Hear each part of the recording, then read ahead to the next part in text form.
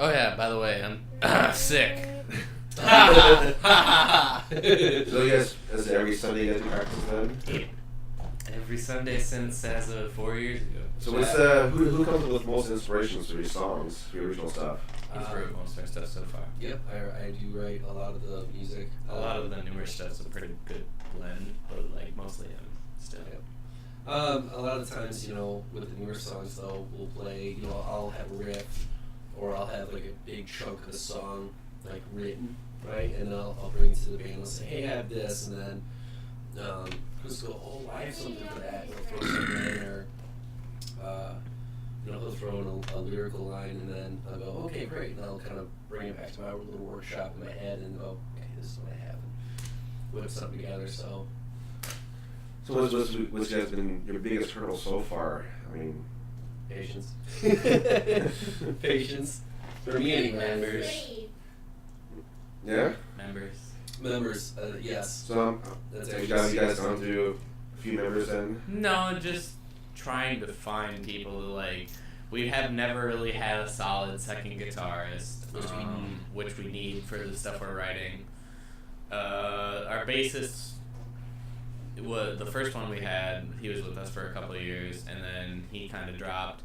So then we needed a new bassist. I was gonna do it, and it's a lot harder to play bass and sing at the same time than I thought it was. So it's almost like playing drums and singing. Right? Yeah, it's two different things, dude. And it's five things to do at once. So I think that the band Under Oath, that drummer did sing too.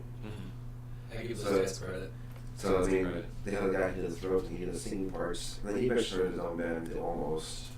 I always knew you were such a sucker for that. It doesn't matter what they say. It never mattered anyway. That's Under Oath? Yeah. Oh, I've heard of Under Oath. That's one of the songs. A boy restaurant. It's almost the drummer. So he doesn't sing. Now he's just a frontman, but I think he plays guitar as well. The almost. So when I went to watch Finch in New York today, he actually was one of the opening acts. So I think I have their vinyl with his autograph on there.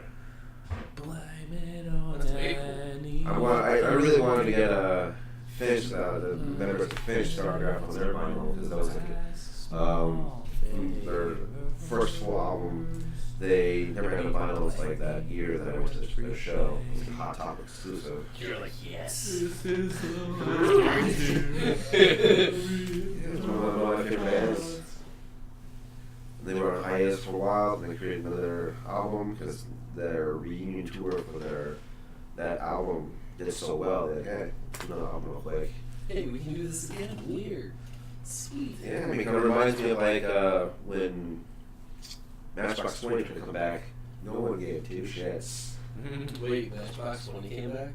They had an album like a few years ago that was like, yeah, we're back. And nobody bought I thought that right there would just give it away. It's like, oh yeah, nobody gives a shit. Because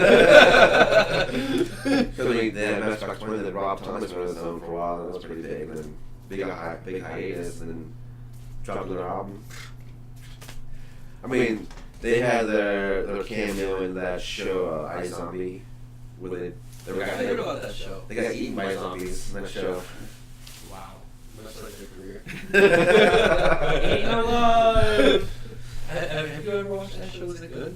Yeah, I'm a big fan of that lead actress in that. I mean, she was in, before that she was in Once Upon a Time at the Ferry. I've never watched that. Is that good? They're in I think they just finished season 7. Okay.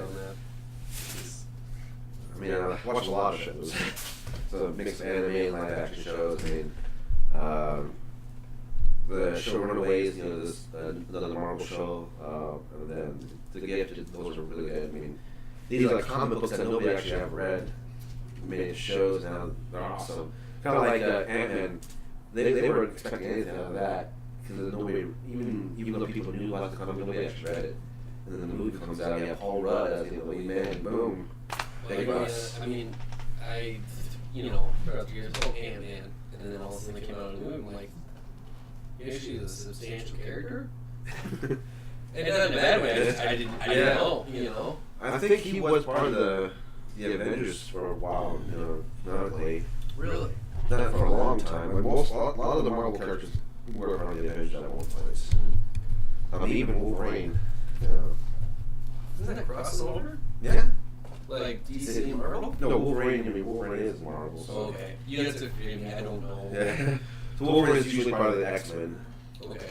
Right. And then, so X-Men, something that went to... So like, he also did work with Deadpool, so that's why like, if you watch like YouTube videos, people talking about Deadpool, it kind of gets Wolverine there. Well, if you've seen Deadpool 1, it was kind of like references. Yes. His time in the Wolverine movie. Yeah. Yeah, kind of like knocking like that was never watched that.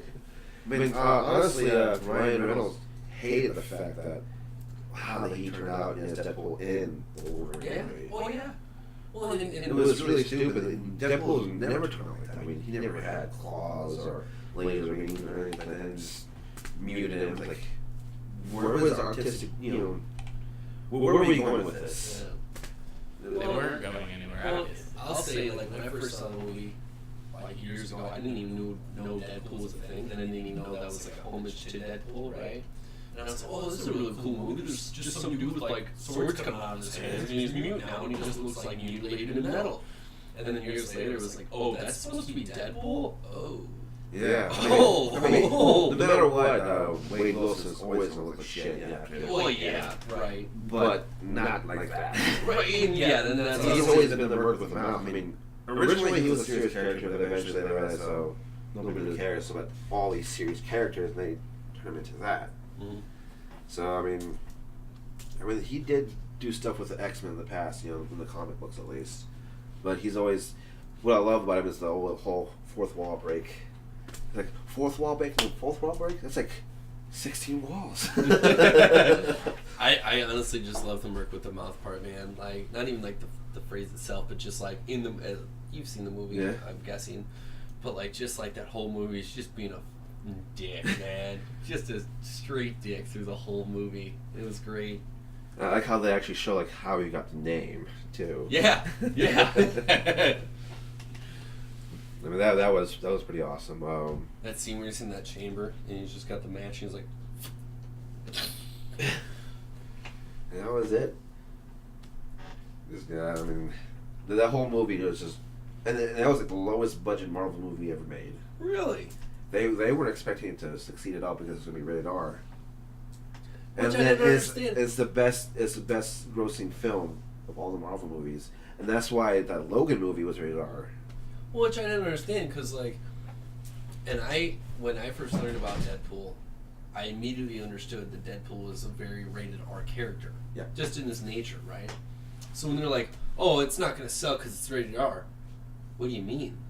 Well, I think the funniest thing, all these parents, because they want their kids to watch it, you know, they, please tone it down so it can be PG-13. No! It's not going to work! Right. It doesn't work that So, way. you know, you don't take your kids to watch Deadpool, because Luca hasn't even seen Deadpool yet. I won't let him. Which is a good idea. There's a pretty gratuitous sex scene in there, you know.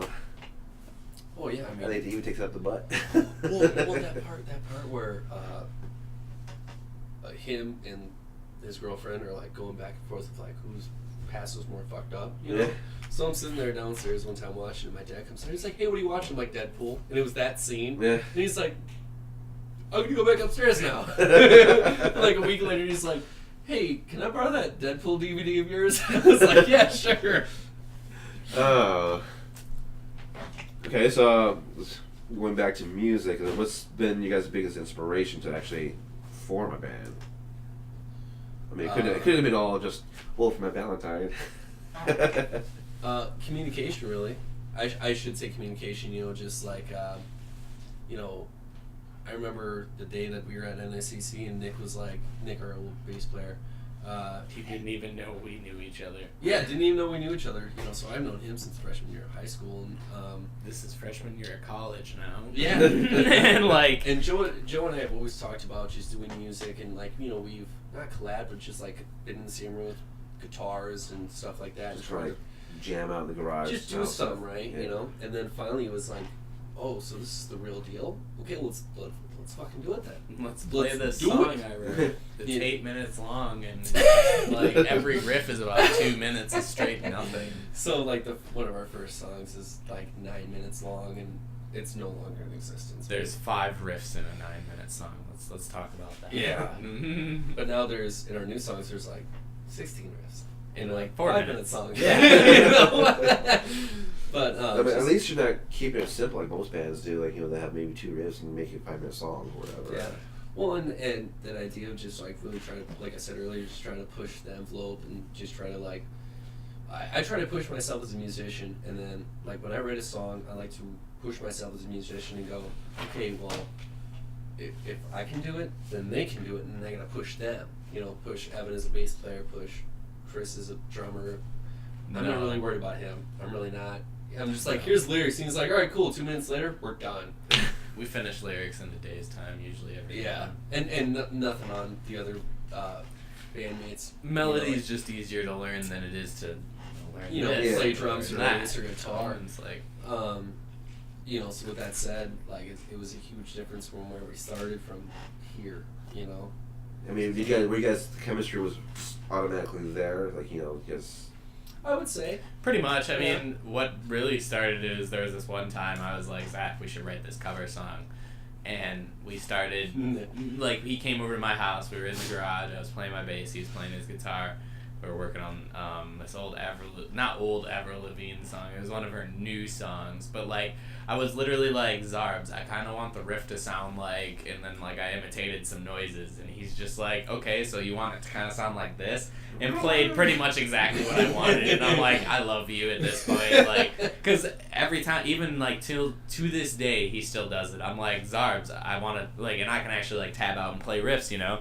And I'm just like, I want to play this, but faster. And he's like, okay, so like this? No, a little faster. Okay, so like this? And then he'll play it again in exactly the speed I want. Kind of makes me think of, like, the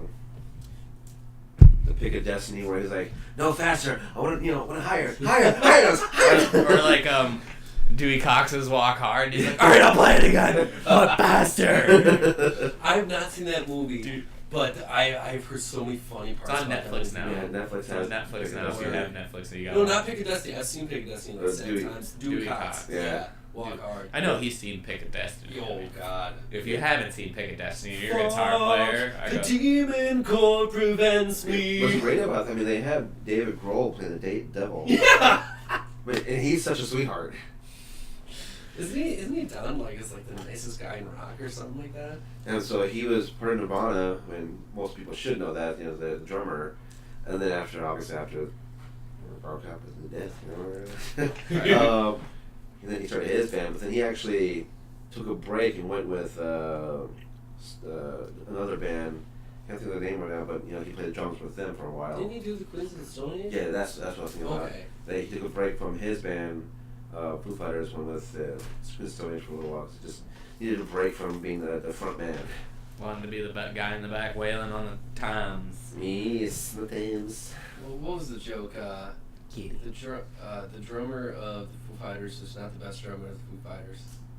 The vocalist is, or something like that. That is probably true. David Grohl is an amazing drummer. Oh yeah. Do you guys think Ringo Starr is the best drummer in the world? Ringo Starr isn't even the best drummer in the Beatles. We say that that's the big joke in our band too. Chris isn't even the best drummer in Tamara. It was like a scene in Family Guy where we're gonna put it on the Put it on the fridge. fridge. So like I was telling you earlier, like Chris can just like in his head just like write out riffs. Yeah. Right? So the other night he writes out a riff and I take it and I post it on the fridge and I put it on Snapchat. I'm like, oh look at this. We put it on the fridge, I told you! that like flashback for Family Guy when it's the Beatles and fucking Ringo Starr's like, guys, I wrote something. They're like, that's very nice, Ringo. You know where we're gonna put it? Right on the fridge. And like, yeah, so like that's been the thing ever since like the start of the band too, is like joking around with Chris that he's Ringo Starr, and he's Axl Rose. Chris is Ringo Starr. They call me Zaxl. Don't call him Zaxl Rose. He is Axl Rose. I'm not a dick. I can be a dick. I'm not a dick.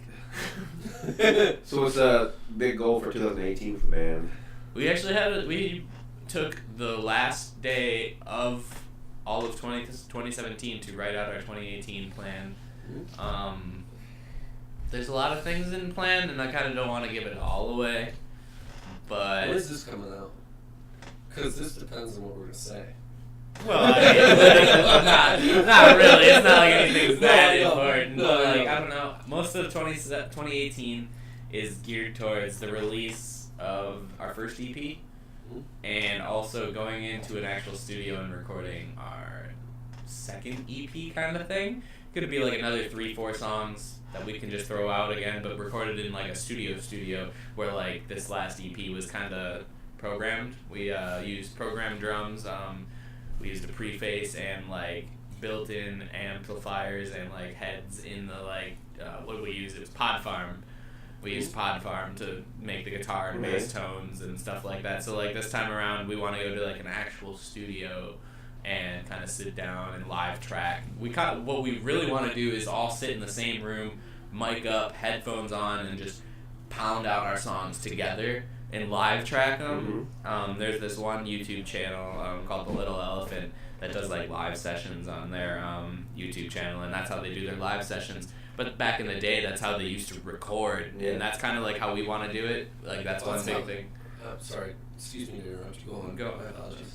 Well, I mean, that's how, like, our bassist has wanted to record it, and ever since he brought it up, I've been like, that actually would be really cool to all, like, sit in a big studio room, mic up the drums, mic everyone up, you know, and then put headphones on everyone so we can hear what's coming out, and have it lively mixed while we're playing it, you know, and just kind of listen to it there and then. And we're kind of shopping around right now to find that out, and besides that, 2018 is mostly geared towards the development of the band more than the shows. Where like last year we were playing shows and getting our name kind of out to the surrounding areas, where this year we're going to kind of focus on building as a band our own and writing our own music and stuff like that, getting it out. Because I mean, fuck, we only have what, 5-6 songs or something like that. Typically, most full albums would have at least 12 songs. Yeah, exactly. So that's why we're gonna put out this last like EP thing, and then we want to shoot for 2020 as an album, like a full album in 2020. So like, but we have 7 songs right now, and the 3 songs we want to put on like another EP after this EP that we're gonna currently release are all like songs that are kind of newer, and they're a different style than the other 4 that are on an EP. So it's like, I guess the best way to describe it is this EP that we want to release right now that just got done recording is all older material that we don't really write like years. Right, yeah, like we don't really write like that anymore. Like what's a good way to describe it? Like genre-wise? No, just like a style. We did like a style change, you know. We don't really write like that anymore. We write completely different. So that's why we want to like release this EP, give it to the people for them to listen to, because we don't have any physical music, and then go in and record the new EP and be like, before the end of the year, kind of, here you guys go. This is what we actually now sound like. Right. Take this as is, and then and then we have. We're gonna use and like the thing behind those songs, those 3 songs are already written and done, so it's literally like we're just finding a place to do it and record it. So we're using the rest of our time this year that's not going to be geared towards recording to write the new album, because we want it out by 2020 and hopefully get into a studio at the end of 2019. Hopefully get it in. I mean, it also takes 6 months for me to write a song. Not even, dude. What do you mean, dude? The Last God came out pretty quick. It just was everybody else rewriting their stuff. Well, when I presented it to the band, that was 6 months of work before everyone goes, "Hey guys, I have a song," you know. So that's. I'm glad we're taking kind of like 2 years to like. Yeah, I mean that is a good idea, but you know, sometimes the longer you wait, less you might lose the fan base a little bit. Well, that's why we said release this EP at the end of the year, so it's not like a 2018. It's like almost a 2019 thing. So then they'd only really be waiting about a year and a half for another album. And bands these days, it's usually about a year or 2 years before they release another album. Good bands, anyways, in my opinion, take about a year or two between albums and, you know, get the knit and grit out. They tour for about a year, write some music, and then get down in the knit and grit and write it and finish it out. I mean, I know I mentioned doing cover songs and stuff, like those bands like New Found Glory, who has, they had 2 albums just full of, other cover of different pop songs. So that's something you guys would consider doing, like a full... I think that'd be fun. I like the idea, but I don't think a full album would be like a thing because like Metallica did it, come on! But the thing about cover songs is in order for us to make money off of them, we have to buy the rights. Oh, yeah. And if we don't do that, then it's just a free album. And like, no offense to that, but like we could be doing our own thing and writing our own stuff instead of spending money on studio time for covers. I don't have to necessarily spend money on a studio. I mean, you guys have some of the basic equipment. You can just, do kind of like a live sound recording of the cover album. Yeah, and then save money on that, but just, let people know that you guys know other music other than what you guys play, but you're just covering it in your style. And show up to a show. We play plenty of covers, man. Yeah. Well, I'm saying, I don't know. So, handing that out, putting it on iTunes, putting it on, Google Play, and sharing it on Facebook and things like that. Also gives you a lot of exposure. It's like, hey, somebody's looking for this cover for this song. They see your version, then word of mouth kind of spreads. Maybe you'll have an entire fan base all over America then. Well, and I've seen a ton of bands, especially in Dubuque. They're huge cover bands, right? And they get huge crowds of people. And I've heard this multiple times of like having, you gotta do a lot of covers. You gotta do a lot of covers. I agree with that. In the beginning, yes. Yeah, I agree with that. But like, we've done live for how many was it? Year now that we've been playing really live. If you want to actually throw it into all 4 years, we've only ever covered 4 songs total live. Ever. In 4 years. And we covered Walk once, and it was horrible. Our first show ever, and never did it again. And then for like 2 years, we only had one cover song, and it was Tears Don't Fall. And then we scrapped that, and now we cover Counting Worms and Aerials by System of a Down. Yeah. And like, I don't know. We've never really been a band to play the cover songs. We've always came out with original stuff and just played original. I mean, stuff, yeah, that's commendable. But like I was just saying, just having more than just the 2, showing that you guys have the chops to do everything else. Sure. I mean, it doesn't have to be like pop songs or something with that. Oh yeah, no. It'd be fun though. And I'm not knocking. And I'm not knocking cover songs at all. But it's just like, I'm in a band to write my music. I'm not in a band to play other people's music. Right. That's why I'm in a band. So that's why I'm like, oh yeah, cover songs are fun to play. Cover songs, albums would be cool. But like, me personally, I'd just rather write my own stuff and put my own. Speaking of like the cover songs, like Panic at the Disco. I mean, this guy's huge. He started out playing just Blink-182 songs. Yeah. That's how All Time Low started too. Yeah. But like I said, I don't know. That's just not me. Well, I don't think you're sitting here at all saying like, you should have a full set of things. But, covers.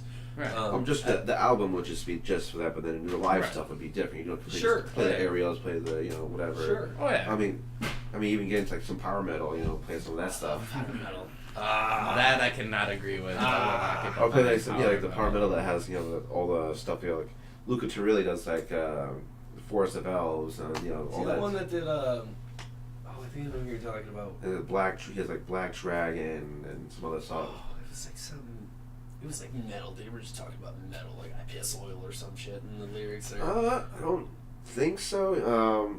I mean, he's Luca Turilli is just a singer, and then he has his band Rhapsody do the actual instruments. Yeah, I think. I'm just looking this up because now it's. But that's like constant double bass. Oh my god, that Jared Dines video where he's fucking like, yeah, I can do anything that computer can do. Well, yeah, what about this? And it's just like, oh my god, no, I can't, no. Shit's insane. Double bass sounded like a fucking LMG going off. Later, I can't think of it, but. So, is there anything fun that's coming up in the immediate future for you guys? Yes. March 20th.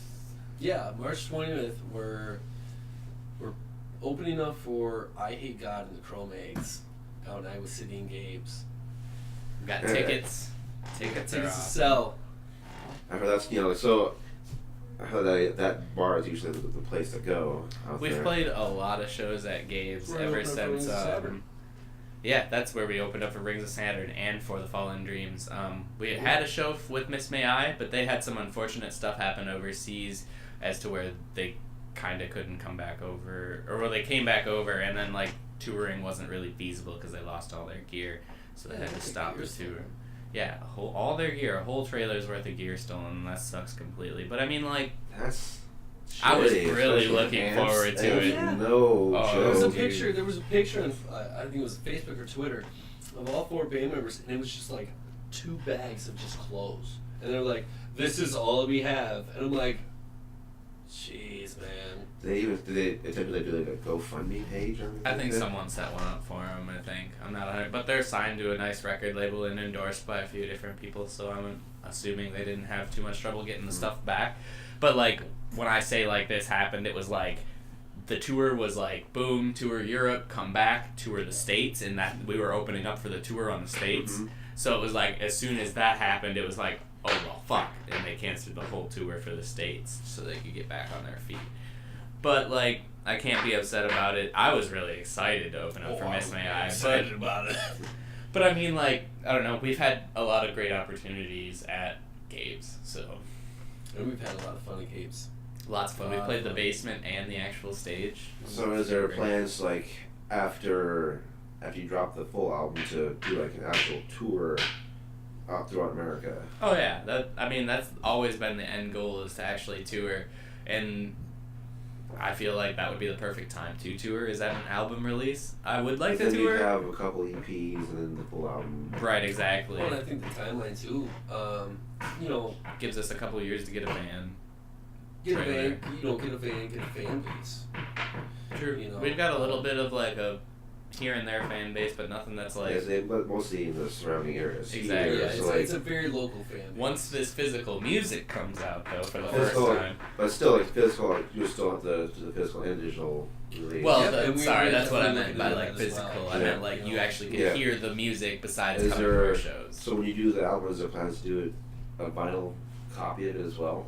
Maybe not. Maybe. Because the quality of maybe that's not. gonna be so much better than any digital or CD Yeah, copy of but it. the price is not always a good point, and like. Well, it could be like something like when people do like Kickstarters, they'll have like, you know, you pay this much, you get this special stuff. So And that's always something we could definitely see down so the maybe road. like have like 5 copies, limited edition type of thing, signed This is by it. signed by all the members. Yeah.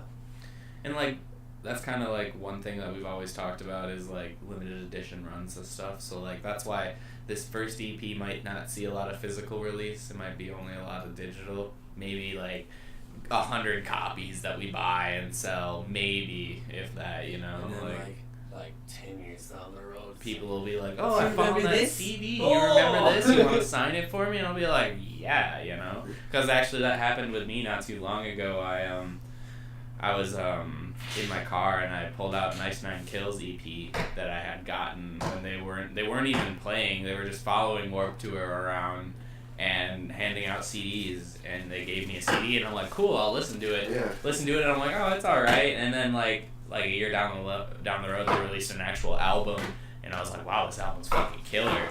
And then it turns out that I already had the EP, and like I think it was a few years ago, like when we first started this band, they had posted on Twitter, and they're like, "Who still has this gem?" And held up like, you know, a copy of that old EP, and I was like, "Holy fuck, like I still have this thing," and that's from like 5-6 years ago, you Yeah. know. And like just the feeling that gave me wanted me to kind of put that feeling into other people as well. So it's like I feel like these first 2 EPs might not even see a big physical release. They might And be a that's big, gonna big make that digital limit. release. But then you might have, so if you guys get big enough, people are gonna be like, so if you sold like, you know, $12, whatever, you might see it on eBay in the future for like $100. Right. Is that right, gonna be something that'd make you feel even prouder of, you know, your stuff? I would. if I it gets feel out pretty there, man, proud. if it travels and it makes its way. And But I mean, you people don't are see paying- a cent on eBay sell, but still, you see that, oh, Oh yeah, albums. yeah. The idea of our music getting out to as many people Yeah. as it can is a cool Insane. idea. There's actually This is a funny tidbit about signing stuff because you were like, yeah, signed by all the bands, a vinyl record to give to someone. This one time we were at practice, and our drummer broke the bass drum. Fucking just broke the bass drum. We were playing, and all of a sudden the bass went out. No, everyone kind of stopped, and they're like, why is the sound off? And he's like, dude, the fucking bass drum broke. Straight up put a big crack in the bass drum, On the actual wood itself? No, the head. The head. The head of the bass drum. Just fucking snap, so we had to take the head off, couldn't practice the rest of the day because we didn't have an extra bass drum head. But we actually signed it, and we were going to give it to our friend Carl, who was a really big fan of us for a long time. And I honestly don't know what happened to that head because we were going to give it to him a few different times, and it just ended up staying at Zach's house. I gave it to him. Oh, you did give it to him? Oh, so he does have the head. I gave it to him. He had it hanging up on his wall. Right, yeah. So he better damn have it. So actually somewhere out there we have our first ever bass drum head that broke is given to one of our I don't know, fans of I guess he's our number one fan, he's a pretty good fan. Jay's our hype man though. Yeah, Jay's the hype man. That guy, I love that guy. Do you guys have a roadie crew or somewhat? Is that we do everything ourselves. Look at that. The only thing we don't do ourselves is sound. Most of the places we go, they have a sound tech that we use. Okay. I'm kind of dabbling in sound, and so is Evan. Evan's actually working more on the promotion end of band stuff and whatnot. And I don't know. Evan actually set up a couple shows recently that have done really well. He set up our show at the Lift that produced really well, and then he also helped set up a couple other shows around here at Hollywood and whatnot. So he's doing really good with that, and I'm looking forward to that. I don't know. So who's technically the band manager then? Setting up the shows. We don't really have a band manager. We all take enough initiative to. I know a certain group of people, he knows a certain group of people, Evan knows a certain group of people, Chris knows, and they network to us and we network within each other, so as soon as someone messages one of us about a show, or if someone messages the band page about playing a show, we're instantly in our we have a group chat that goes off constantly and we talk to each other all the time, so it's kind of we don't really need a manager in a sense that not right now, not yet. Right, because we're not doing anything. You guys get too busy to deal with that, and a band manager is going to be important. Right, exactly. But as of right now, I think it's comfortable to have that dynamic that we got going on. I mean, do you know anybody who would just do it as a fan, who can help you guys out? There's a few people that would totally do it for us. There's actually one guy who set up all of our social media stuff. Well, yeah, the one guy we know, Jacob Smith, he set up all of our social media for us. He made us an email, put us on Instagram, put us on Twitter and stuff like that, and just kind of gave us all the information. He's like, here you go, guys. It's your stuff. All I did was set it up for you, and we went in and put pictures on there, descriptions and stuff like that. But other than that, no, we handle all the booking ourselves. We handle all the merchandising ourselves and stuff like that. The only thing we don't do is this is it right here. White and black. White and black right there. Yeah, see. That's how it's set. Oh. I mean, you can kind of. Yeah, dumbass, do you not know how camera works? Nope. It's reverse. Yeah. So it says Tamira Divine. Yeah. The wrong way. And this is this weird ass logo that he drew. That's right. Yep. It means life, death, and anything you want it to fucking mean. There you go. Tamara Divine actually just means the infinite outcome of divine possibilities, is how I like to describe it. And sure, that definitely makes sense. So the word itself, Tamira, means, like you said, any possible outcome of any situation. Just that word, right? Mm-hmm. Any possible outcome of any situation. And then the word to me, divine, means music. So the infinite possibilities that we can give with music. We'll take it, we'll play with it, we'll do it. So I mean, who found that word Tamara and said, hey, let's roll with this? The whole that you then? Well, no, it was his guitar teacher in Milwaukee. His guitar teacher was just it was a lesson that was brought up to him, and he came to us and was like, guys, this word, and that was right when we were having trouble with finding a new band name because It was right after like that. It was like, hey, Brendan, that's us. That's our name. And we're like, all right, well, yeah, bro, well, here's the name. Okay, yeah, you can It have kind of it. makes me think of like Blink-182, and they were just called Blink originally, and then there was a band called Blink. Nope, you can't do that. So then they showed Blink-182 because according to them, the word "fuck" was used 82 times in an Al Pacino movie, which was called. Holy fuck. Blink. Blink. Fuck. Scarface with Al Pacino. Oh yeah. And he said that. Oh, that's at least the rumor is. I don't know if that's true or not, but they. I'm sure you could go. I'm sure someone has gone through and counted all the fucks in that. There's 46 fucks and it's fucked up, Ryan. That's hilarious. That's way hilarious. But Yeah, if I That's say the only reason why fuck they're called 20 Blink-182. times. That's way hilarious. I still don't like their music, but that's hilarious. They're more like All the comedic small pump band things. more than anything. Especially if you watch the music videos. Their drummer, though, Travis Barker, is a good drummer. I And love he him was now. he was actually the backup drummer originally. Really? I mean, if you watch the old, like from the first albums and stuff, the drummer is completely different. It's very basic and pump, beats and stuff. He couldn't really. He just wanted to leave the band, and then so they said, "Hey, you want to try out this song play?" Like, you're in. You're in. Sold. I buy that for $1. That's pretty much how Chris got in. He played like 4 notes and we're like, you're in. Yeah, like I Sold. I was like, we were like, oh, you're the only one that can do double pedals in our immediate vicinity? Here. Let's grab them. But that was one thing I still have been, really practicing. I mean, it's hard because I can keep doing this, but it's like this stuff.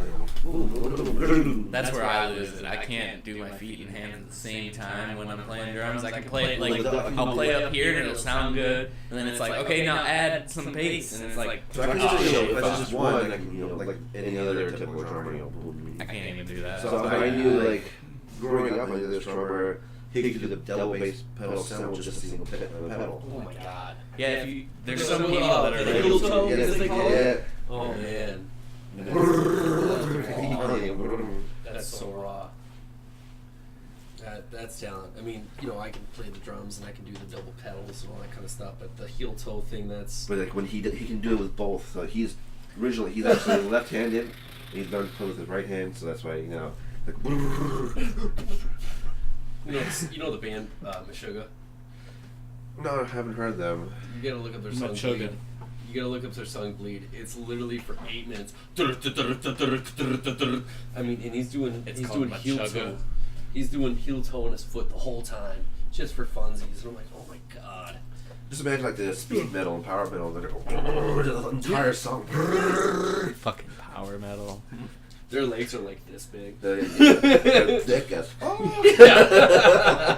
Straight up, Thick man. AF, bruh. Oh, that is, I mean, that's huge talent, man. That's way huge talent. Cause, well, I mean, the idea of drums anyway is like doing 4 things at once. You got Yeah. 4 appendages moving at once in synchronization. That's crazy to me. Yeah, but for me though, I mean, never get to that point where I can do double bass and do everything. So just being able to manipulate the hi hat and do everything else was as far as I can go. But I can keep the punk beats. So I actually was a backup drummer for a couple of bands out in New York. And like hardcore punk, like. I think I'm done. I'm down. After once, your hips hurt. You're like, all right.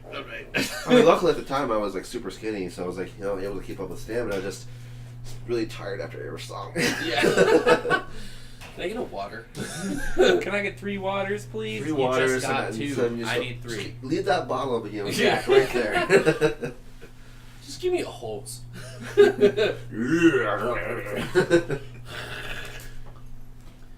Yes. Is there anything? I mean, other than the show, is there anything else you guys wanted to promote? Any other any other type of merch that you guys plan to come out with soon? Like maybe We've been working on a sweatshirts? few other designs for shirts and stuff like that. Sweatshirts are definitely a thing, but we'll probably do those more towards not this winter, obviously, but like the coming winter in 2018. And maybe work on a few other merch designs. Some people were like, oh, well, stickers, and like, we keep slacking on stickers. Yeah, I've heard on hats. Hats definitely too, but like stickers is one big logo thing. on the front there. Yeah. Boom. Oh yeah. Black and white. I don't know. Oh my god, yeah, the one guy at Get some tie-dye. we played at the Hive in Cedar Rapids last Tuesday, like not this past Tuesday, but like 2 Tuesdays ago. yeah, some odd time ago. It was last week. Right, yeah. Yeah. It was awesome. The dude was really cool, but the first thing he asked us was like, "Yo, you got any stickers? I'd like to hang one up on our wall of like band stickers." And like you look at the wall and it's literally covered in stickers of bands, dude. Stickers, koozies, pens, and shit like that. I don't know if I'm able to spill the beans on this one. What? Tie-dye. Oh yeah, I guess yeah. That's another plan is Like so we've gone through I shouldn't say gone through, we have 2 sets of merch. Like we got a thing of merch, just shirts, and we have our same old batch shirts as these. exactly same shirts as these, black or white, and we're almost out of the last batch. So what we're gonna do with the last batch is we're just gonna tie-dye them. So like the white ones we're gonna tie-dye, And the black ones are gonna bleach dye. yeah, we're them gonna and, bleach like, the black ones, right? So like when you said tie-dye, I was like, we're gonna do that. Yeah, so So like yeah, what we're pretty much doing is we ordered X amount of white and black shirts in the last batch, and then a lot of those sold out. So now we got a new batch of the same shirts, but with that old batch we still have some leftover ones. So we plan to like bleach dye and tie dye and do some fancy stuff with that, just so that way Variety. have Yeah. a little bit of variety. someone's But like, those I will- already have that shirt. That's cool. Right, but like it'll only be like a limited run and only limited sizes Some of the kind of different thing. designs where you have a lower position where it's like some bands Oh, yeah. have it so it It's covers all- the whole chest. Well, we have, like, he said, we have a few ideas that we're kind of throwing back and forth. It's just, the big thing is, this is a very cheap thing to Yeah, do. Just have that there. But, if we want like a full shirt thing, that's going to be Like the more shirts you money, see at Hot Topic and stuff. Or with it's the gonna- color and all that Then kind of there's stuff. like actually printed, not like. There's like an actual like person on the front of it with, Right. Tamira Divine album name, or, You could play Tamara Divine, do it all the way. God, no. No. Can we When we're please? recording, can we take that part out? Because, like, fuck No. you guys. Don't take that part out. Oh, but we gotta take the I cut this knife part out. We do. Did you know you can cut a knife? Because apparently you can cut a knife. That was a good story. First time up recording the lyrics for this song, and the lyrics go, "I'll take this knife, I'll cut you out." And I finished my session in the like little room that we're recording in, and I go out to the living room with all the other band members and send Zharbs back in to do his like his session on the vocals, and fucking he's not back there for more than 2 minutes, and I go back to like open up the door. I forgot something in the room, and I just hear from like outside the door. I like listen in to make sure they're not recording, and all I hear is his first words that come out of his mouth: "I cut this knife. Ah, fuck." It's oh man, it's so funny. And so with that, he kept that sound bite Yeah. in the recording, and so like through this whole process of I us cut that recording- knife. Fuck! Ah, So fuck. in the recording of that song, at the very end of that song, you'll hear when it rings out, "I cut this off, fuck." and then the like song that we're gonna put after that. It's haunted me is- for years, man. And then the song we put after that is actually called Shadows, and it starts off with me because I was doing my vocal warm Do you ups. want to tell this one? Yeah, that's what I'm doing. Oh no, I'll Oh, get to okay, that one alright, too. I alright, forgot alright. about that one too. Alright, you- Okay, you- so he just reminded me of the second one, but like the first sound bite in Shadows that we added, I was doing like vocal warm ups, doing random stuff, and I went bup bup bup bup, and like he kept the sound bite in the recording and moved everything in the recording over a little bit and put that at the beginning of the recording. So like the song starts out really fast. It's like but before that starts, you just hear bup bup bup bup bop. So like it ends with I cut this off. Fuck. Bop bop bop bop. It's so funny and it works. And it's actually the soundbite he's talking about though is later on in the song. It's like the song's pretty much ending. You know, it's the last few riffs of the song, and all of a sudden you just hear this like demonic noise. It's not even really audible. It's just like a roar, and you're just kind of like, what is that? And like he brought it to our attention, and I had not noticed it before. So we sat down and we were listening to it and listening to it and listening to it, and we just could not decide what it sounded like. So I put my headphones on. I have like those Sony headphones, and I was listening to it, and I'm like, oh my god, it's John Cena. Because when we were up recording, our friend was we had him do some guest vocals on the spot, and since he was doing the recording for us, we're like, yo, you want to like do some guest vocals? And he's like, yeah. And one of the first things he says was, gets up to the microphone, he's like, yeah, just press record for me. And then so I pressed record for him,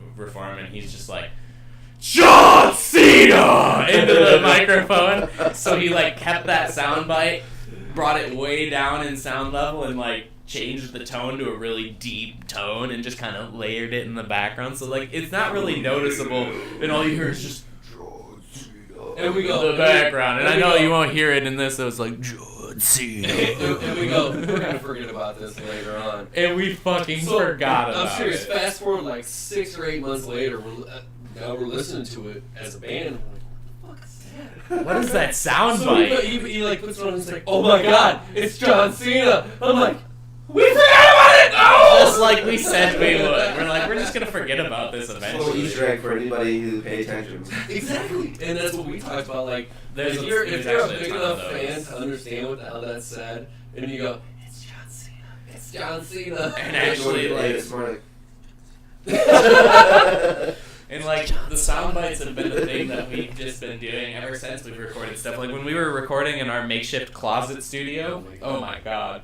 It was our makeshift closet. Like literally the closet was maybe 6x4, and we put there was a closet in the closet. Right, we had to like crack the door so the cords would fit through to the computer right outside the door, you know, and whatnot. But anyways, our bassist was in recording the song, you know, and he's like recording the song, going through it, gets to the end of the song, and like we can hear that he stopped playing and everything's just kind of playing out, and we're just sitting on the bed, and he's just like, Zach, I think something fucked up. And the computer microphone picked it up outside the door of the thing, and like for some reason, this was back when we didn't know how to work audio interfaces for God knows what.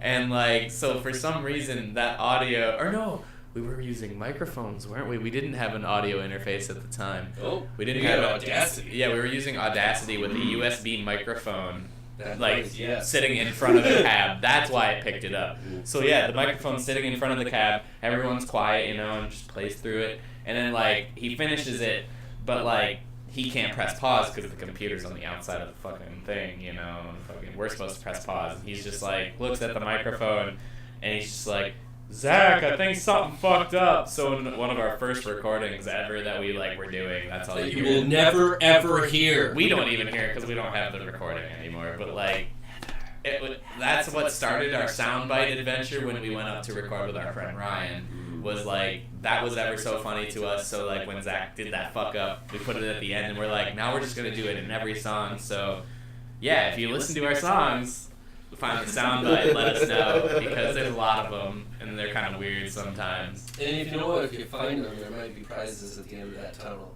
Maybe not. Like maybe he'll actually shave his mustache.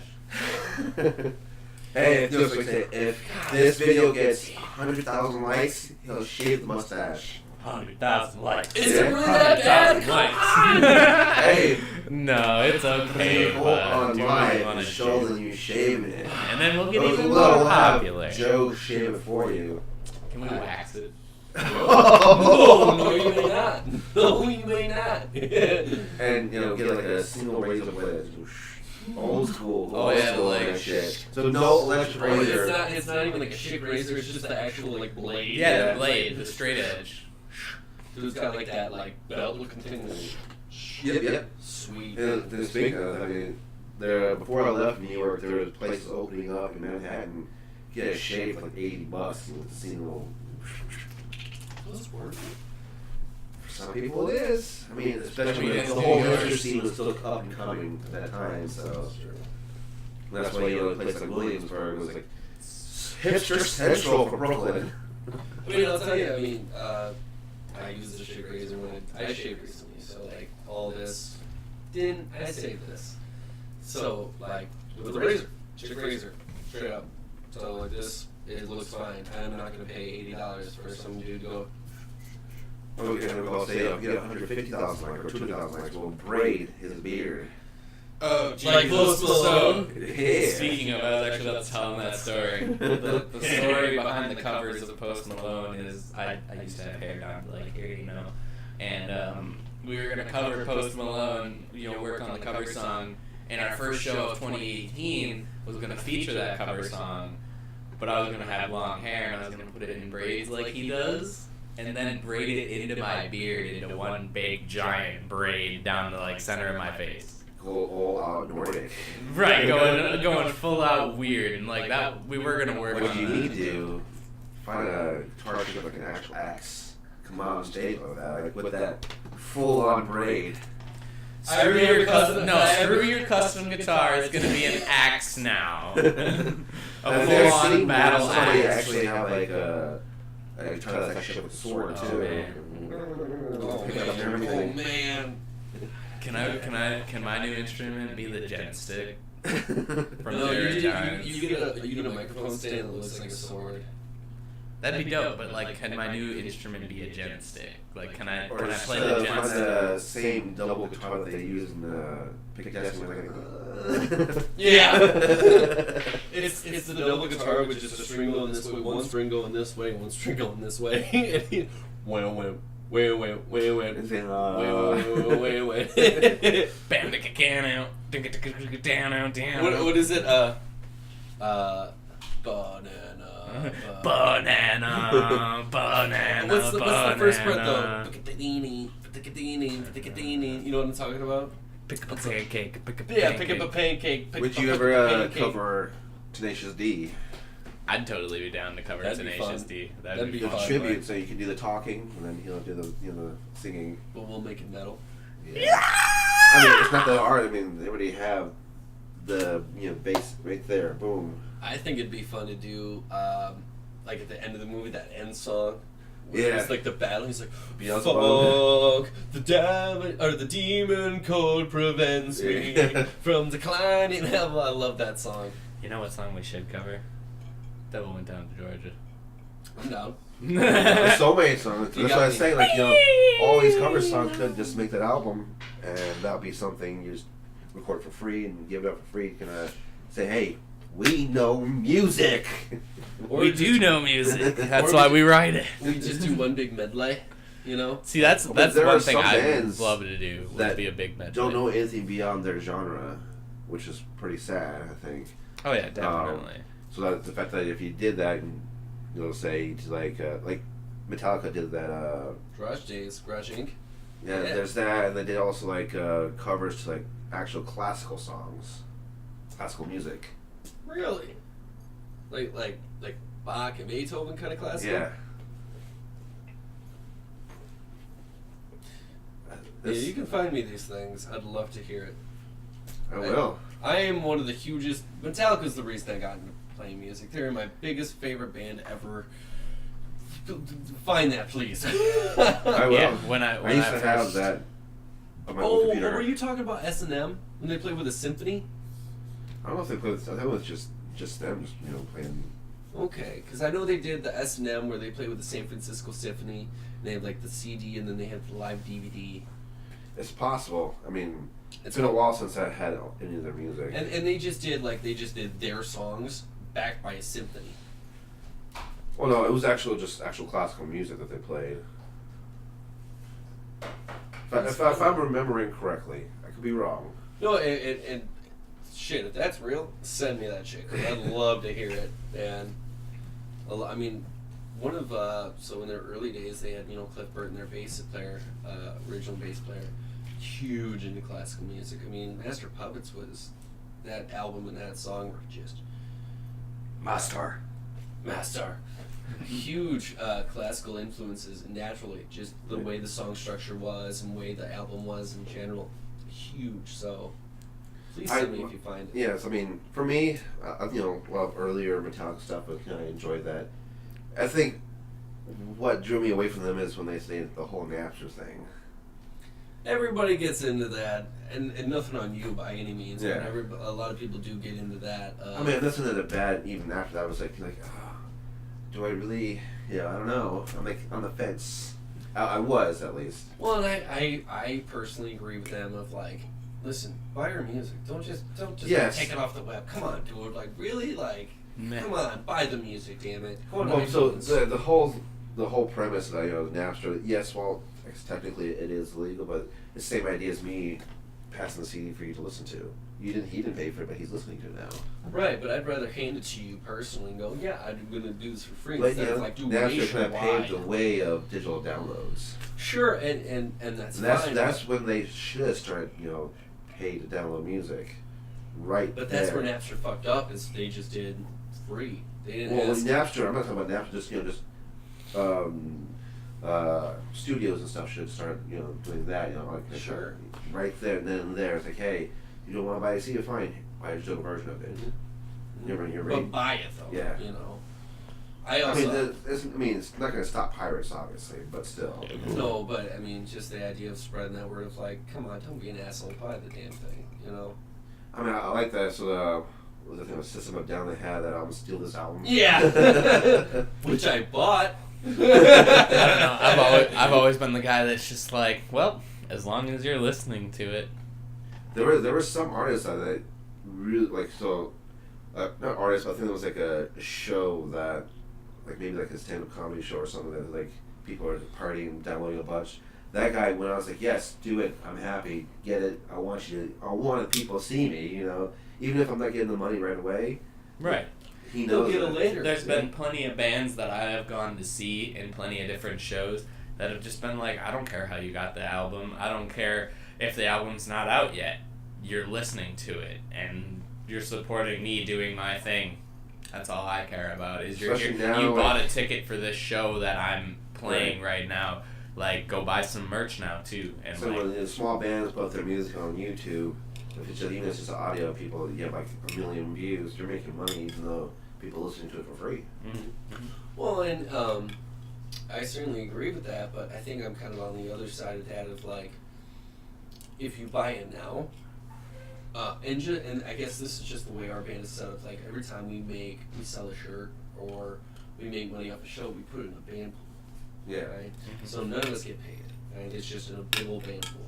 So that band pool helps us buy shirts. Yeah. That helps us buy better equipment. Better equipment, recording studio time. I'm sure you guys might eventually have like the wireless cords for your guitars for the amps. Wireless systems. No, if he knows how to work them. This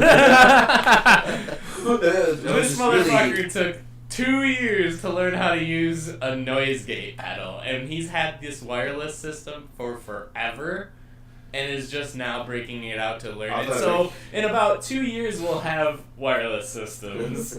So I thought it was interesting when I went to that show that all the other bands preceding you, all wireless hookups, and you guys went. Yeah. We're a little behind. Yeah, I mean, it's nothing wrong with that. No. Oh yeah, no, I give him shit for it. That's I was all. I don't hoping to see actually is, need it. car flip. Oh man, whoa, that's dangerous. That's just I don't dangerous. care who you are. I don't care if you're the president. That's a bad example. I don't care if you're. You saw Jared Dines? He did it. I'm not gonna do it. Not Jared Dines. The one dude, the guy Or- from Dude Perfect totally threw a guitar. You ever seen that shit? I don't care. Oh my god, I had a heart attack. Doing like high kicks and stuff, He so doesn't Joe move. was really got into it. He doesn't move. And He's a stone. I have stage fright on stage. I try to make sure that the. Well, that's why you can always be that. So there's some some electronic music they have the mask they always wear. Like Daft Punk, nobody knows what they look like, but they have them on stage. Enough people know what I look like, and everybody knows what Tamir. Enough people know who Tamir is to go. Yeah, that's Zharbs. We know him. It don't matter now. I mean, there's also different like anime that I've seen was totally about music and bands and stuff. So they'll put just like kind of like Batman things, little mask and tie it up, and then they don't know who the actual lead singer is, kind of things. They go all out. Kitty. Oh, I don't want to pet her little. Yeah, Zach's allergic. He's a pussy. Well, what is the cat's name, by the way? Blake. Blake? Blake. Cool. Nice to meet you, Blake. You look like you don't want to be sitting there for a minute. You just... She's I think she might be mentally handicapped. Oh, okay. Mainly because when she uses the litter box, she can use it no problem. But instead of, cats, they dig into the litter and cover their stuff up, she scratches the sides. Interesting. Scratches the side, the plastic. Wrong part of the wall! Wrong part of the wall! So the other cat has to go in there and Right, clean up your fucking mess. I'll clean up your damn mess for you, I guess. kind of like if Joe has to go to work and this extra work that he shouldn't be doing to begin with because it's left over. Right. Oh, are they talking about you? Oh! Oh! Shut up, Zach. So, I guess for the people who don't know who you guys are, what are some other things you guys are into? I know that you guys are into gaming, but something that you're willing to share. I'm not into gaming, not as much. I'll play Minecraft and I'll play, Lego Star Wars and all kind of stuff. But both him and I are huge into Magic the Gathering. Huge. I'll play some Magic any day. He's got better cards than I do, but. Get that Black Lotus? Oh my God! I've got hundreds of dollars to drop on cards. You got $35,000. You can get a Black Lotus then. I had one back in the day. Someone stole it. Oh no! Are they still alive? I don't know where they live Alive. anymore. So I was maybe 8th grade in South Korea at the time, and I had one. Got one out of pack. Swiped it. Overshoot starts playing in the background. So it was a happy music, like Mr. Blue Sky coming on in the background. Yeah, Mr. Blue Sky. Yeah, yes. And then he takes it and just kind of Instantly new. And this guy was bigger than me, so I was not fighting for the card. I'd pick up the biggest thing in the room and be give it fucking back or you're getting hit, dog. I don't care. So he was so because I was, small, we could probably would have killed me trying to get that back. Yeah. Especially for a card like that. I mean, he didn't know anything about it, but he saw my face when I opened up his mouth. You're like, come there. Come there. He walks away. He's still walking away. Ah! But, after that, I haven't really played Magic since then, really. Oh man. That's sort of a dramatic experience. Sure, for us, it would have been the same for you guys to open a pack, and there it is. Fucking the new set just came out, and I pulled a card that our bassist wanted. So I was like, all right, yeah, sure. I only bought one pack, and I was like, yeah, sure, you can have this card. It's a rare, and I'm like, whatever, fucking take it. Kind of also makes me think, last job I worked, my coworker at the time, he's really into Pokemon cards. And he wanted to get a very specific Charizard card that, at the time was only $50. Only, for a single card, but now it's probably maybe $100 to $2 to get it. But he went through, I think, 100 different booster packs trying to find it, and then eventually just ended up buying it for $50.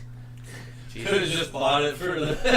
But at the time, he's like, we're trying to get legit that way instead of having just the whole adventure of getting cards over there, Magic, Pokemon, Yu-Gi-Oh, whatever. Is open the pack. Oh, I got a rare card, awesome. Well, especially if you open up the pack and you find the one you're looking for. Yeah, I did it. But what sucks is if you walking out, outside and start, you didn't even realize it was raining. Beep beep beep beep. But good thing it didn't. But now, so ever since then, buying all the cards. Now he makes money on eBay buying and selling Pokemon cards. All right. Well, and I've heard the same thing about Magic. Well, and I guess any just just December alone, he made $4,000 selling. It's probably more because people buying cards for Christmas, but still $4,000 just. Does he? Well, let me ask you this: does he invest in that and then? Or does he get sent? Well, so he invested into it by buying a bunch of those packs. No, sure. And then he opens it up and goes, this card. Yes, so starts selling it that way. Now he'll buy cheaply on eBay and selling you for even more. Things like that. So he just started it, just in December, and he made that money. Jeez. Insane. Now he used to work maybe 3 or 4 shifts a week at the last job. Now he was once a month. And he's making money just off of selling and buying Magic or Pokemon. Pokemon cards. I mean, I don't know if he might have gone further than that, but his fiance also makes like $25 an hour. So That's amazing. so he has a set. Yeah, that's a way cool feeling. Oh wow. So now he doesn't have to rely on anybody to buy his stuff. He's like, hey, you got some new cards? Here, let me get that. Yeah. I'm not sure if that here's some money. I'll take it. I'll sell it. So like for me, I'm struggling to build my collection of retro games and stuff like that. And I'm like, I feel like this one, this one. Here we go. You're sitting in some. I mean, he's a cool guy and all. No, right, right. I wish I had that money right now too. Yeah. So I was like, I mean, for me, the struggle for collecting gaming is just people gouging the fuck out of everything on like eBay and stuff. Like, so a game that should be worth like maybe $20 now because this whole big bubble into collecting, maybe $200. That's a vast difference. Yeah. So there's like, so for my Sega Genesis collection, there's one game in particular that I really want, but just the cartridge itself, just really the game cartridge, $200 cheapest. If I want, the box and everything, all original stuff, it's like $500. Jesus. For a single game, because they had a limited run when they originally released it. You go to a garage sale and you find like, for like $5. I think that one would be a reproduction though. So you're going for the original, like The legit. So I mean, if I want, I can get every game that I want cheap, pre-production, cards and stuff. But I'm really want to get everything that's legit. That's the same as Chris, our drummer. Just the bands he listens to, just naturally like their pressings of their CDs are very limited, and so he'll try to get like the first pressing or the second. I mean, you can go to Moondog right now and buy Master Puppets for $20. But if you find the first pressing of Master It's Puppets, expensive. it's probably Especially if like, you get the vinyl all the way. yeah, you're probably gonna be spending $800 just flat. So with the bands like that, he's spending $45. You spend This $60. family I knew in New York, their dad collected like old school like metal bands and like dark metal bands and things like that. Stuff from like Europe and things like that. His collection was probably worth nearly $500,000 based on all the stuff he had. I don't know if he still has it or not, but damn. Damn was right. Damn is hella right. Well, fuck, I just Like he had like the albums like O-Temp, bands like that. oh wow. Like That legit was first Nick that like pressings of O-Temp. those. I like Opeth. Opeth Oh, is a cool band. That's who you like. I was about like, hey, you like O-Tep, and I'm like, wait, no, that's Nick that likes He that. had the original vinyls for all of them. And they were in really good condition, so it's maybe there's like a little discoloration on the side, so to pull it in and out every so often. But what he does, he'll collect them, burn them into digital copy, and then leaves them and they're never to play again. Just to show, like, just the like. To have it, so it's just like game And collectors. see, that's another thing I love about vinyls nowadays is like if you go any band that's pressing vinyls nowadays gives you the digital copy. Yep. They don't make you get the whole converter system and some shit. people, I didn't like, even know there was even converter if you system. like when I Yeah, bought you the Between bought a vinyl. copy of Finch on Amazon, they gave me a free digital copy of it too. So Right. even it's now buying CDs gives you free digital copies. But you're telling me that you can get a vinyl reader. It's a vinyl reader. and have it converted to make it into CD or digital? Yep. What? That's always been a thing. That's been a thing That's how he for did it, since like computers That's became pretty cool. pretty I big. did not Just like That's the thing. converting VHS into digital. DVD. Yep. I didn't even know that was a thing. That's cool. Yeah, it's fucking. Our coworker was actually just talking about how his wife wants to convert all their old Disney movies into DVDs, but they're all VHSs. So That's like- a waste. well, it's a waste in a sense of like converting the Disney movies over and then selling the ones that have the blue diamond on them, because the ones with the blue diamond on them can be pretty pricey. Yes, I would say The Blue Diamond Company only made certain amounts of Disney movies, and so like if you actually- find like I think it's Beauty and the Beast. If you find the Beauty and the Beast like VHS with the blue diamond on it, it's like $200 or something like that. So it's like, So it depends what you have, you know. right, if you So have something I think, old. So I have Lion King on the VHS in storage in California. When I was living out in Germany, I was a military brat out there. One of the teachers' kid came to visit. He was one of the artists for the movie. He signed our copy of it. Does that raise the price? I mean, I feel like it would automatically just. For some people it ruins the value. Really? Right, some people it'll ruin the value. Some people will be like, "Oh, he's an original artist on that." Like, So that's he cool. did the artwork for the hyenas. That's awesome. pretty cool. That's Yeah. way cool. It was awesome to meet him, especially as a kid, and the movie just came out at the time. Like, Yeah. oh my god! Oh. I mean, even at that time, I was it was just no words. I got my signed signature like, "Mommy, Dad, look!" That's gonna be a cool feeling. That's gonna be a way cool feeling. So I mean, for my collection, my nerd collection I have now, I have some of the new 52 for like DC Comics, like for the Flash. I'm a huge Flash fan. I even have the tattoo right here. Nice. The artist Francis Manipool, I saw him at the Comic Con in New York. They got some of the comics that he drew signed there as well in my closet there. Now, does that, like we just talked about with like those? Sometimes that one it appreciates, sometimes it depreciates. So it depends on who you have. So mine's Does it they're matter? in mint condition though. The ones I have. And I feel like that's a whole different story when it comes to Comic books comic is- books and DVDs and. Yeah. And that's why I VHS asked: is there like a So difference? comic between- books, especially since his name is on there as the artist, would raise the value. Okay. So it won't raise it like a whole lot because the new 52 wasn't well received. Wasn't well received. Mm-hmm. Kind of like retcon a lot of stuff that people cared about. Like so, for the Flash, Wally West was the Flash for the longest time, but they took it back to Barry Allen. Barry Allen. Is that the one in the TV show now, Barry Allen? Barry Allen was so the original one was Jay Garrett with the helmet and everything. Okay. But no one really cared. He's old. He's Golden Age Flash, and then Barry Allen came into the picture, and he was the Flash for a while. But then he eventually handed the mantle down to Wally West, and then Wally West for the longest time in the DC Comics universe was the Flash, the fastest man alive, faster even than Barry Allen. But now they retcon that never happened, and he's just Kid Flash. Hmm. That's Not nice. kind of, no. That's awesome. That's a good meme. Yeah, take a loose hair, bro. So I'm starting to get more into the memes and stuff. I usually ignore them. I'm starting to get more into it since I'm doing the YouTube stuff. Like, maybe I'll eventually become a meme myself without even realizing, so I want to make sure I'm ahead of it. I have fun with memes. I don't know when they first come out. I'm in Facebook, and Facebook's like the cesspool of all memes. I like the Facebook, Tumblr, Yeah. Instagram, all that. Instagram and Tumblr are like above Facebook, and then you have like Reddit. Reddit, 4chan, all those top. That's where everybody first hears about it, and then kind of like. Yeah.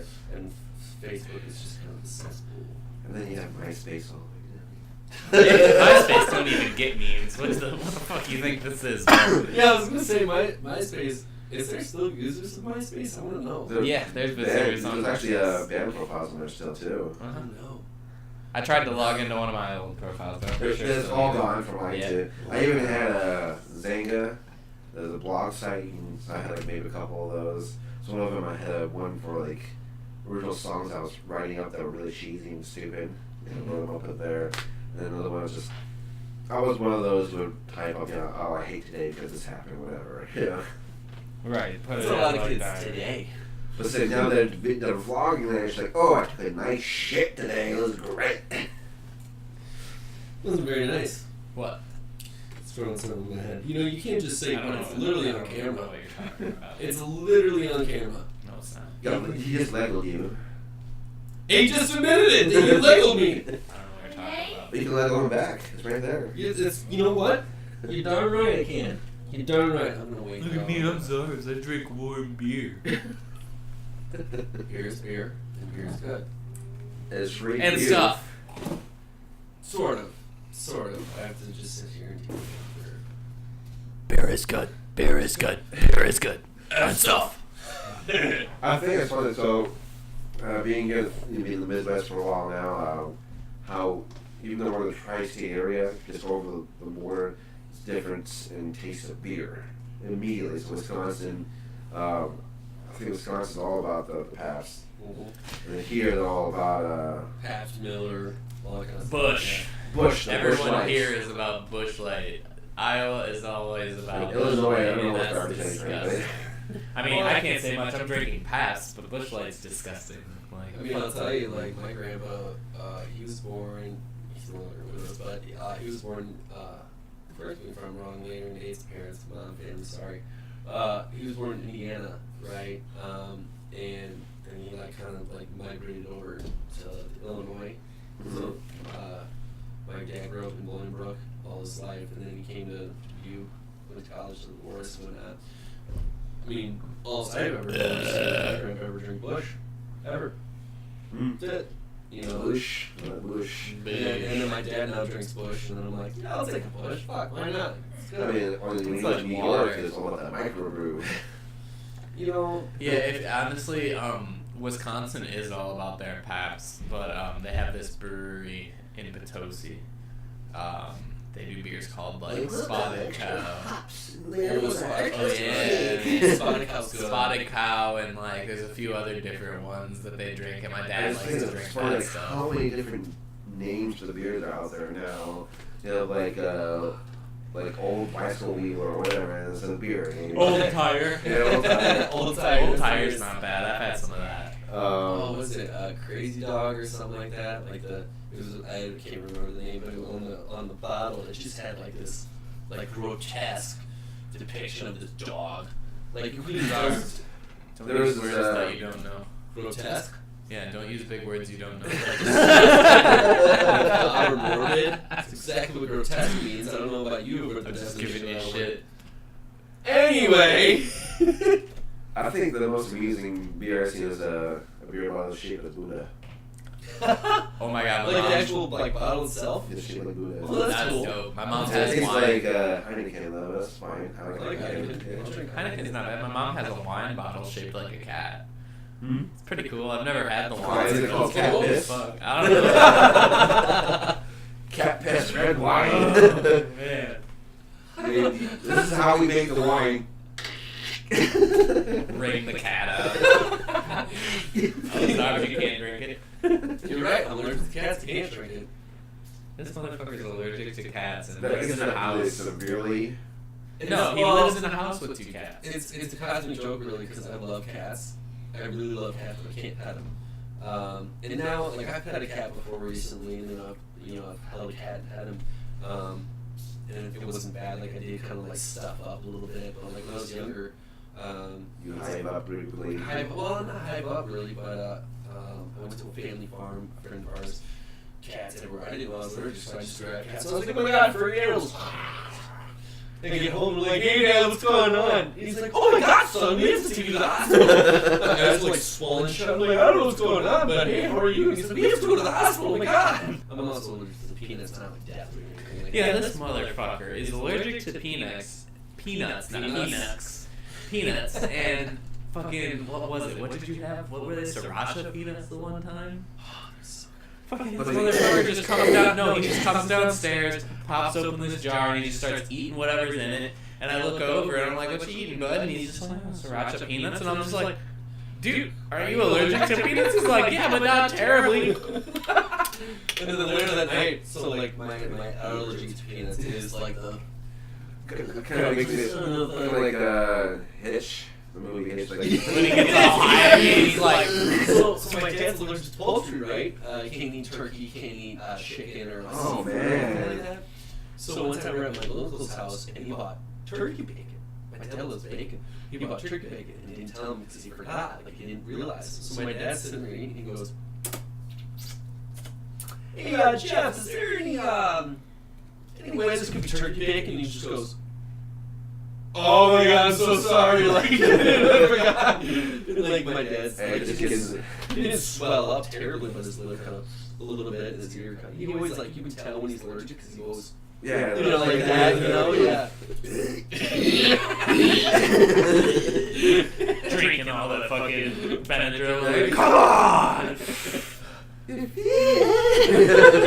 Hitchhiker's movie, one of my favorite movies. It's still a great movie in my opinion. It's kind of like so when some movie came out, kind of followed as a bicycle. When I was even before that, I was dating a lot. I mean, not now. Who wants to get into that? Depends. Oh my god! Speaking of, like, this is gonna sound so bad, but have you seen Community? Not yet. I haven't seen any of it yet. But you can. This is completely different than Community. The guy that plays Troy on Community, Donald Glover. I think he's Childish Gambino or whatever. Yeah. So he does a stand-up called Weirdo.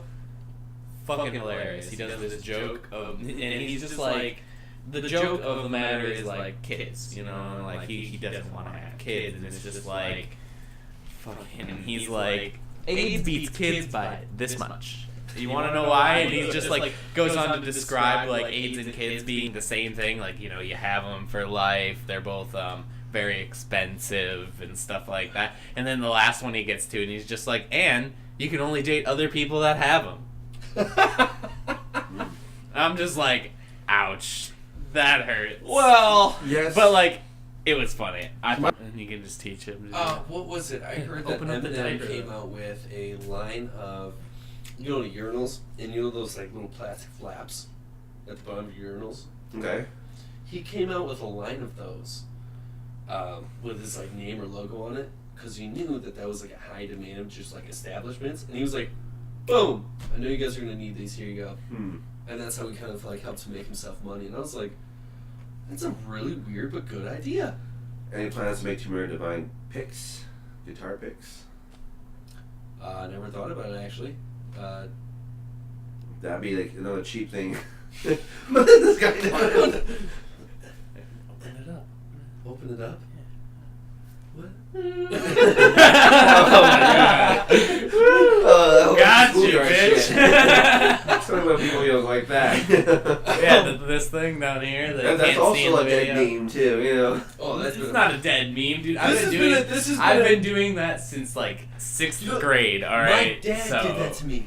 Like way before this was ever established as a meme on Facebook or at all. I was like 10, and he was just like, "Hey son, bam!" I was like, "What?" He's like, "Ball gazer." I was like, back in their day, my dad's like 42, now 43. Back in their day, it was called ball gazer. So it was like ball gazer. And I was like, "Funny, fuck you." But going back to the picks, I mean, I've never actually ever thought about that, but. I mean, that'd be like something you play and then flick out to the stage. Good night, everybody! I actually have the, you know, on my phone stands, I have that little clip for the picks. He doesn't use it. I have one, but I don't use it. I totally don't use it because I never lose my pick on stage. But if you have like a shit ton of the Tamira Divine one, boom, boom, boom. Oh, yeah, and you actually bring up a really good point, an idea that we need to talk about tomorrow. Picks! I'm pretty sure picks are probably pretty cheap to print and produce. Yeah, fuck. If you go to any music store, anywhere, picks, one pick's like 35 cents. Yeah. Like, stupid shit. So in order to make them, it's got to be like Maybe 10 50 cents. Yeah. 10, 20 cents. Yeah. So, I mean, why not? I mean, same thing with getting stickers, koozies. You're in Beer Town. Stickers! That's true. You're in Beer Town. You need those koozies. You're That's free advertisement right there. True koozies. I mean, you can sell some, you know, if you get it on a store or something, but give them out free at concerts and stuff. I never used a koozie, so I would just give them all away. I'd be like, here. That's like that. Yeah, it'll travel far. Yeah. Yeah. Picks will travel far. Everything in stickers. It's like the same idea. I'm sorry, go on. Yeah, or actually getting car decals too. Car decals. I think Chris said something about that when we were So doing the stickers like ideas. all a flat color, and so it's white. You know, usually white background. The decal will be you'll see just that. Have you seen like decals of cars? Yeah. Oh, I think you said car decal. No, Decal. car. Like, what's a car decal? No, a car decal. Oh, besides, I don't know basic English. Look, a car decal. So I mean, Sure. you put on your van or Yeah. whatever you have. Boom, Tamira Divine bitches. Yeah. No, it'd be a totally good idea. That's like, you know, for like only bring that because I worked with a company before that did stuff for diesel trucks. They put some of the decals, but that's how people about the name. I heard about a prison where it's like in prisons they have inmates doing jobs, right, making pennies a day. This one inmate had the job of making decals for police cars, and what he did was so he'd make the ones he needed to make, and then he would design a pig decal. I heard about this. And he put them on cop cars, and they didn't know about this shit until like 15 years later. There's some crazy shit. So there's like cars out now with like big decals on them. Like, that's so awesome. Yes. 15 more years to life. It's like, I don't care, that was worth it. That was super funny. Would have been great though. They have like a mixture like pig and then bacon as well. That's it. A bacon decal on there. He did that as well. He had like strip of bacon or something like that. I don't know. Or pigs in the blanket, Sounds really good, actually. Tell me about it. Or pigs man. wrapped in bacon. Well, that's what it is, isn't it? Pigs in the blanket is bread. Yeah. Well, oh, you're saying like So it'll be a pig wrapped in bacon is what he said before that. But so a pig's in him. Pigs in the blanket is the bread Right. one. The so bread. now it's pigs wrapped in bacon. Right. You Super like pig, take a pretty pig. much. That sounds super good. A pig wrapped in bacon. It'd be a pig wrapped in pig. Yeah, well, like when you say a pig wrapped in something, it's usually those mini sausages. So. Well, no, right. I'm just Or the decal could be a little pig with a giant bacon wrapped around. That's what I was thinking. Like giant piece of bacon wrapped around, tied in a bow on it. Like. Delicious. I would only buy it with the bow on it. Well, yeah, the bacon's tied in a bow. No, I'm saying I would Yeah. only buy that decal if it had the bow on it. Yeah. So what do you guys think about this uprising social justice warriors? Oh, I don't want to talk about this. Being like, everybody needs to be PC. So there was a video recently, some guy saying, don't say marijuana. It's racist as fuck. Marijuana. I mean, he goes like, and it was funny that throughout the video, he says marijuana is legal as fuck, and after he says that, so marijuana itself isn't, racist in itself. It's not racist at all. But so they use marijuana as a way to kind of start imprisoning black people and Mexicans, whatever, back in the day, because it was still very racist at the time when that happened. Back in the day, when the reason why it's now illegal. Yeah. Yeah. But I mean, to say it now is stupid. Right. Marijuana. Like, Come get me. It's one of those now this videos. Yeah.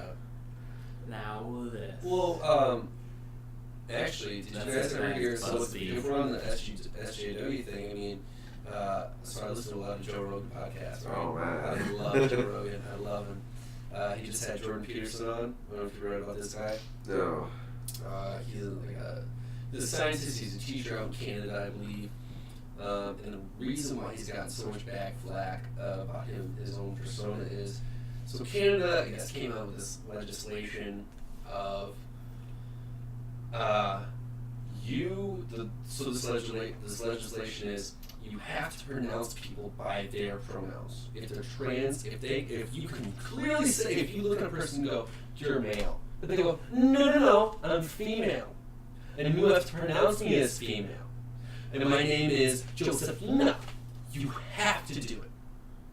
You have to, right? Yeah. Or else you get arrested and you get charged for some crazy ass shit. And he goes, this is bullshit.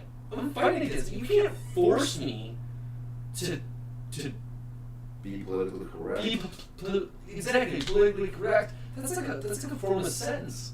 That's just like how you form sentences. Like, I just had this discussion the other night. I slip up sometimes. Like, I'll be talking about Joe and be like, him. Like just those like little social slurs that sometimes slip out by accident, right? Now, if you're in Canada and that happens, you could be getting arrested. That's bullshit.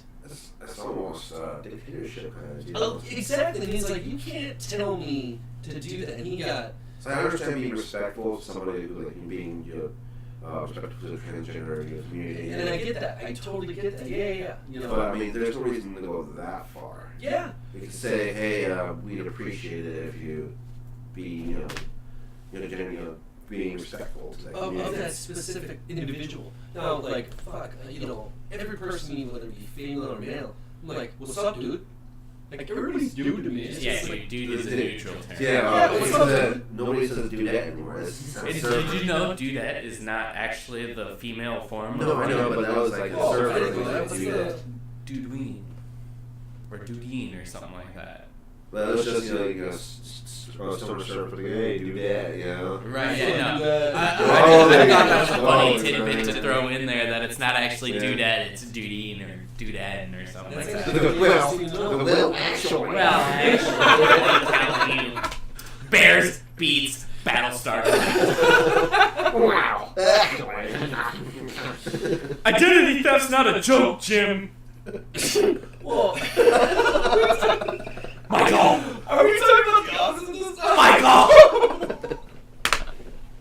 Well, yeah, he's all like making fun of me, so I was just all like, fact. Bears eat beets.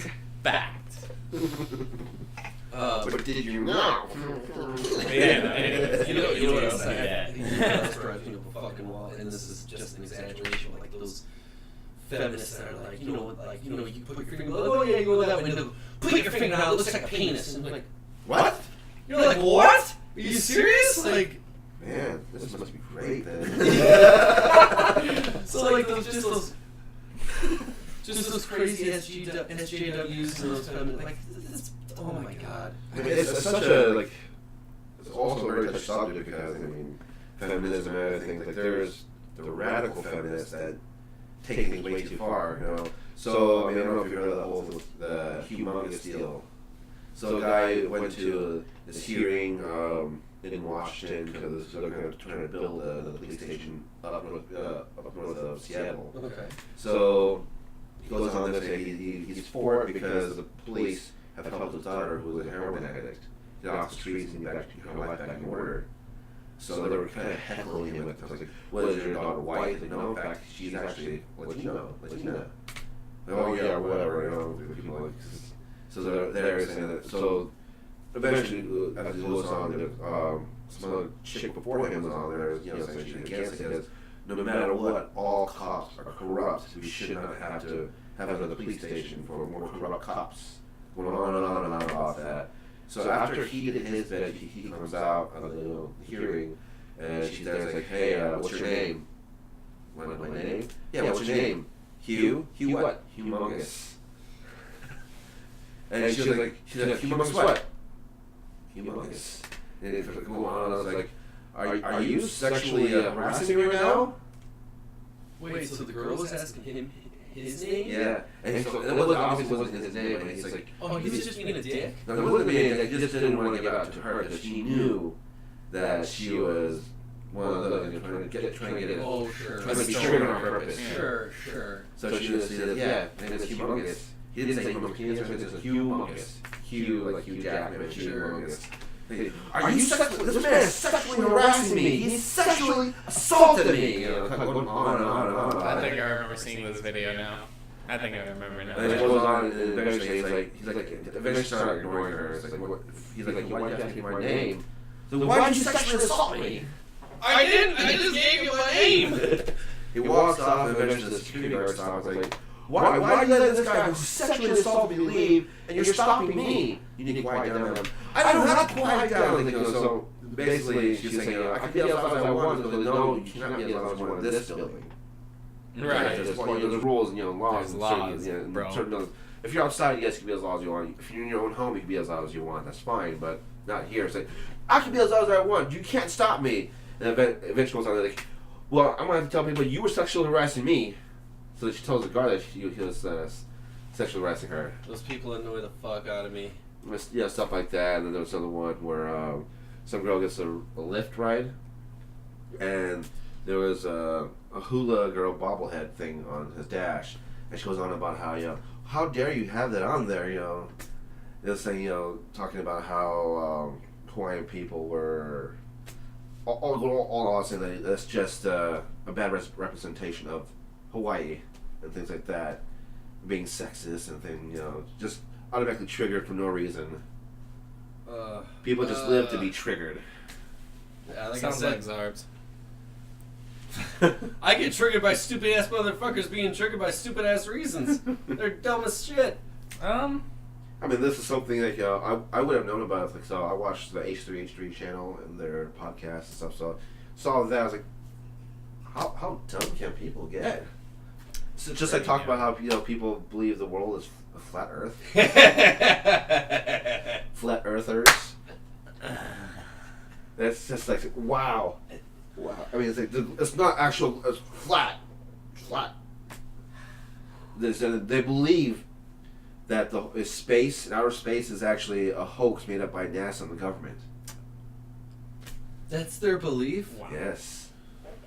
If you believe the world is flat, you're wrong. Okay? Even back in the 1500s, they knew the world was round. That's why, Columbus thought he was ambitious, thinking he can get to the other side of the world quicker than going through the Atlantic. Mm-hmm.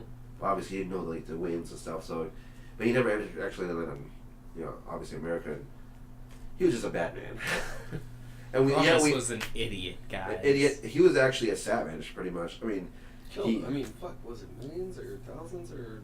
Yeah, when he went into the Caribbean, just kind of ransacked everything Pillaged there. and yet we have a day celebrating Columbus. Correct. Dumbass. And the schools still don't, like elementary schools, middle schools and stuff, they still don't teach the true history. They still teach that he discovered America. America's school system history is so whitewashed. It's But the funny thing is, America is named after a guy named Amerigo Vespucci, who's also a white guy anyways. So what's the point of not just having him be the true reason why it's named, America? I actually did not know that. So I actually, back in high school, did a report on him.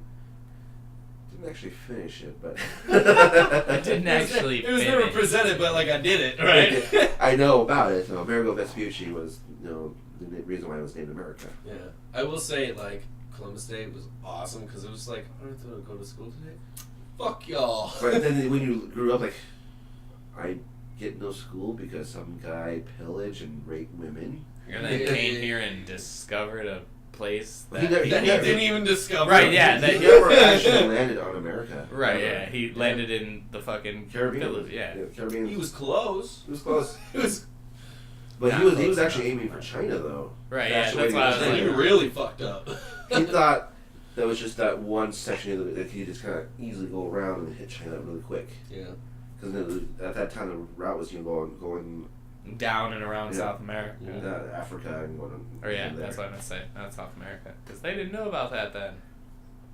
They didn't know it was easier to go to the Mediterranean, going through that way either. So it's all a learning thing, but then it's still just crazy. History. Yeah. Our American history books are still stuck back in the 50s. It's true. Even though they're still reprinted every year. So, and actually, the place I used to, when I was in South Korea, on the military base out there, they had the practice rooms that actually had full soundboards to practice with. That's awesome. So you put your microphone in there. If you can use their stuff, or you can bring your own stuff. Put your microphone in there, sing, whatever, and raise the volume, mess with everything. Boom. That's pretty cool. That's way cool. You pay $2 an hour. $2 an hour. So we're gonna go to South Korea. if you let your ID cards, you get on base. I feel okay, so by all the time and all the money we would spend to do that, we could just pay for studio time here. Or we could go to South Korea. Well, I think originally it was $1 per hour, and then raised it to $2. Still, $2 an hour is nothing. No, $2 an hour is dope. And out here in the States, especially in New York, I remember the first time I went to the studio, I can chip in $1. Mm-hmm. You can pay go halvesies. Yeah, nope. right. $20 an hour. So $10 an hour. Hey, Yeah, I that's can like do $10. I didn't have money, so they Even then, that's good shit. Yeah. Fucking our friends, they went to a place somewhere down by Iowa City, and they did I don't know if they paid by hours, but they paid $900 to get 5 songs done. Damn. Well, I just wanted to practice, practice. Oh yeah, no, I just meant like, damn, dude, I wish it was like, those prices for realsies, like $2 an hour, dude. Oh man, that would be so great. You probably stay there the entire day and never leave that room. No, dude, I would definitely pay $48 for a full 24-hour session. I heard of a place, and this is actually just kind of towards you, but like, there's a place in Madison where it's $50 an hour. 50? Yeah. Jesus Christ. Yeah. So who do you guys practice at? We practice at the house I'm living at with our drummer Chris, and then our roommate. He's not the man; he's just living with us. But we just have a little fun. Nope, he just sits there and plays video games with a headset while we practice. And sounds like he's gonna come out to shows and doesn't. Never, ever, you. But yeah, we just have you this guys. room. What you guys doing in a room? Okay. Mm-hmm. I was like, Yep, you guys do you soundproof it at all? Nope. Just let everything reverberate everywhere. Yeah, just kind of let it all resonate and make vibratos. That's his own, he has like a free vibrator for his ass then. That's right. That's right. He's like, It's actually so bad that like me as the vocalist, I can't be in the same room, otherwise the like amps squeal because like it's just picking up all the like guitar, Everything. the bass, the drums, so it's like and so I gotta like stand in the other room and like it's pretty fun. It's crazy, man. It's cool though, just being like just the way we have our band room set up. So like instead of just having like live, like you be facing an audience, we are in a circle. Which is usually normal, Okay. for when you practice together. Yeah. It's nice so we can hear each other. Yeah. We used to actually for about the first year, like not first year we were together, but like so we lay it out as we've been a band for 4 years, only really been a solid band for 2. So like these last these last 2 years have really been a solid like thing. So but what we first started practicing is like everyone faces a certain way, so that way we could see what we sounded like playing in a live setting. You know? But then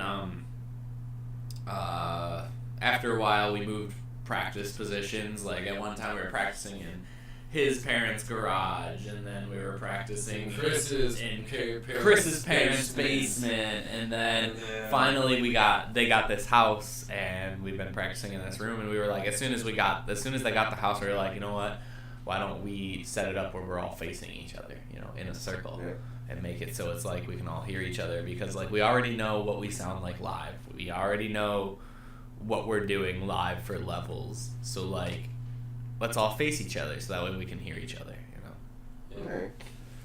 Well, I mean, my eventual goal is to eventually be able to like rent a place, a business space, and soundproof it, and have it for just the podcast, and eventually that space would be good enough to do recordings there too.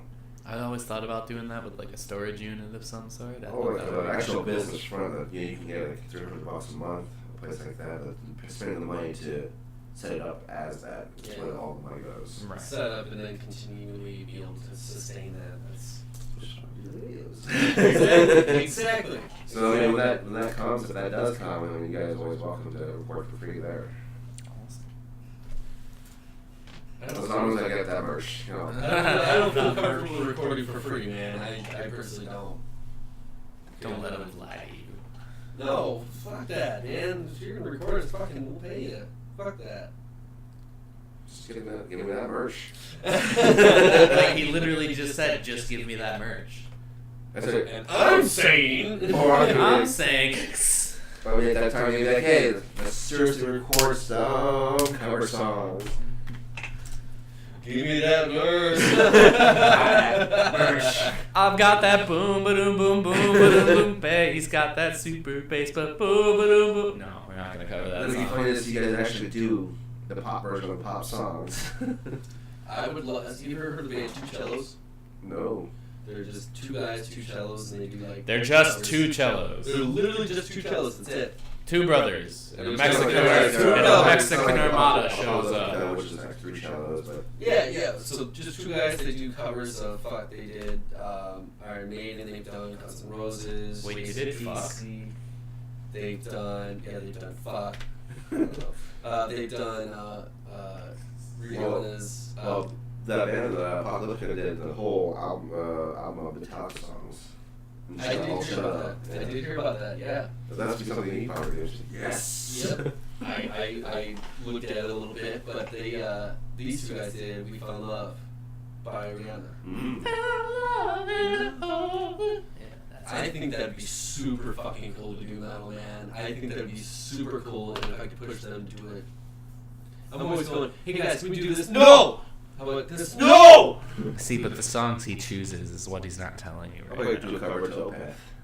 He wants to do stuff like Lindsey Sterling, Ellie Goulding, or whatever the fuck Dude, it is. Lindsey And it's Sterling's just like so fucking cool. every song he chooses is just like Zharbs. Why? Why? Just why though? Like, Or what you guys could do is like take like memes like the way and turn it into a song. no, no, No. no.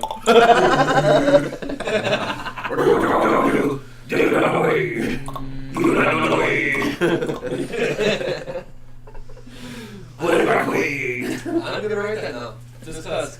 I'm gonna write that now. Cool, Tamara's not gonna play it. When you hear it, you're like, oh. Nope. I'm still gonna be like, no. Or secretly. I'm like, computer. Your shit ass computer. Alright, let's see a smartphone. I do have GarageBand, The shitty version. which is true. Oh man. Alright, so I mean, if you're sad, Yeah, dude. It's if fun you, time. I guess let's just do the final plug. Just reminding them where to go. Tamara Divine. We are on Facebook, Instagram, Twitter. Not quite Snapchat. We're on Snapchat. We have one. It's never posted on. But I mean, if you want to follow it. TU. What is that thing called? Apostrophe. Yeah, apostrophe. I almost said hyphen. NERA space Divine. And don't forget about the show. True. Up in March. March 20th. I Hate God. Cro-Mags. We got tickets. $20. They're a lot cheaper than the Don't forget, we were serious. 100,000 likes. That mustache shows up, and Joe will be the one to shave it for him. We'll say this right now. What kind of handshake is that, dude? I went to go actually shake your hand and you squeeze the then- fingertips, bro. What kind of I shit don't is know that? if this was set in stone by 200,000 likes, maybe in the brain over here. Oh, I can braid the beard. I'll braid the beard. I'll even braid the beard at 100,000 likes when he shaves his mustache. I'll braid the At the beard. same time. Yeah. I'll shave your mustache while my beard's getting braided. Podcast of doing that. Live With our music in the podcast. background. Yes. The new EP. If that ever comes out 4 years later. 4 years later. Don't forget to like and subscribe. The Korexican guy. Yeah. Thanks so much, man. All right.